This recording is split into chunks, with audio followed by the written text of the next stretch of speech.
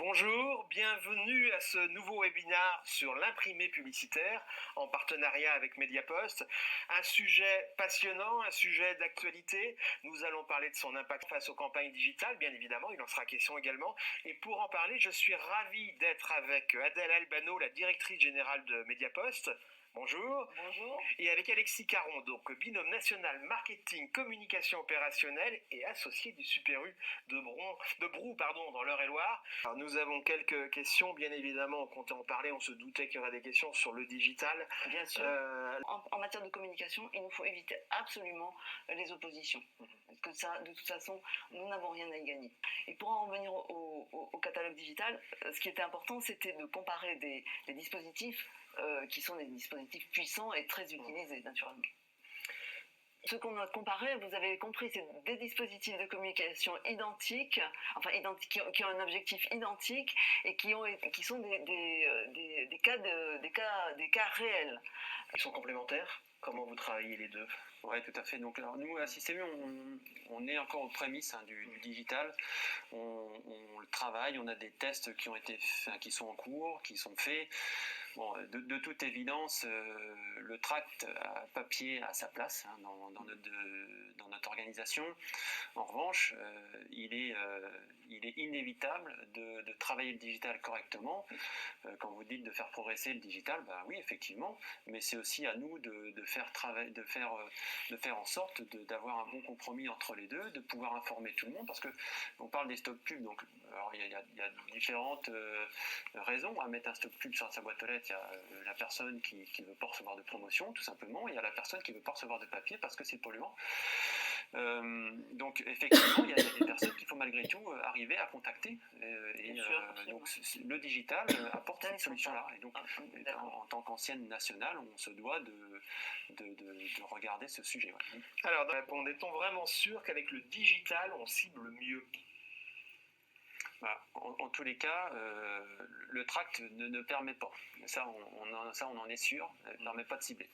Donc, effectivement, au vu des premiers tests que l'on fait, effectivement, on va beaucoup plus proposer des produits qui sont susceptibles de plaire et qui sont susceptibles d'intéresser les clients. Donc, je pense effectivement que ça permet un ciblage. Ouais. Et ça va même s'accentuer quand effectivement, aujourd'hui, l'étude, elle est comme ça. Moi, j'ai quand même le sentiment qu'on va pouvoir rentrer encore un petit peu plus dans le détail du digital, peut-être faire des campagnes de moins grande envergure, donc peut-être moins polluantes, moins nocives, et peut-être rentrer plus dans le détail avec du digital. Bon, encore une fois, c'est complémentaire, ça doit être complémentaire, ça ne s'oppose pas du tout, c'est ce qu'on disait. Je crois vraiment à la complémentarité, et y compris en matière de ciblage. Je pense que c'est le maître mot. Moi, je donne toujours cet exemple. Il y a 20 ans, tous les consultants nous expliquaient que le magasin était mort face à la montée de l'e-commerce. Et aujourd'hui, les mêmes consultants nous expliquent que les deux sont complémentaires. Combien de boîtes aux lettres portent-elles un autocollant Stop Pub ? Bon, écoutez, la moyenne des boîtes aux lettres, sur 28 millions de boîtes aux lettres en France, on est à 21% de stop pub. Voilà. Qu'en est-il de l'imprimé en réalité augmentée ? Eh bien voilà, c'était ce dont je parlais tout à l'heure, c'est les innovations.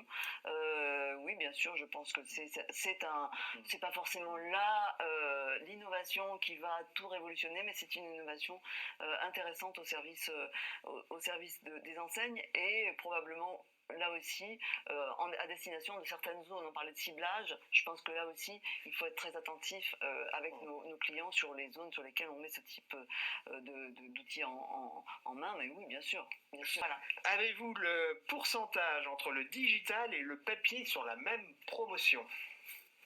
Je ne sais pas, 95,5 peut-être, allez. On est aux prémices du digital. Non, on est totalement aux prémices. Même s'il y a des campagnes qui se mettent en place dans différentes enseignes, ça reste minime. Ouais. Question technique, vous avez lancé une offre couplée IP plus digital appelée GeoDisplay pour compenser les pertes du reach sur les stop pubs. Quels sont les premiers retours d'expérience ?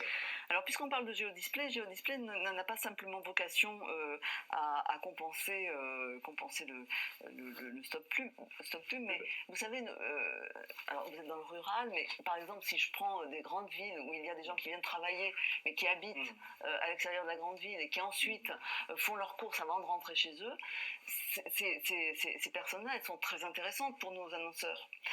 Et donc, Géodisplay a cette vocation-là, à pouvoir toucher cette population qui n'a pas de boîte aux lettres dans la zone de chalandise, mais qui pour autant est susceptible de faire des courses.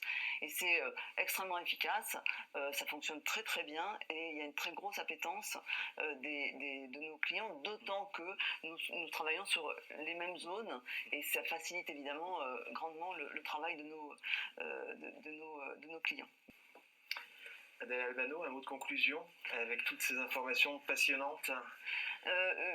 Ma conclusion, c'est que ce que nous devons avoir en tête, finalement, c'est comment répondre mieux aux besoins et aux attentes de nos clients et des annonceurs, mais aussi des consommateurs. Mais concernant les médias, moi, mon credo, c'est celui de la complémentarité.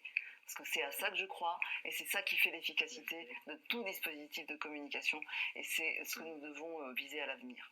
Eh bien, merci beaucoup. Merci Alexis Caron. Merci. Timo Bravo, c'était très intéressant. Merci à vous. Merci à vous d'être restés avec nous. Vous pouvez revoir ce webinaire en replay. Vous pouvez le conseiller à vos équipes. À bientôt sur lsa.fr, sur LSA, dans des événements LSA. En tout cas, à bientôt. Merci. Bonne vente et bonne santé.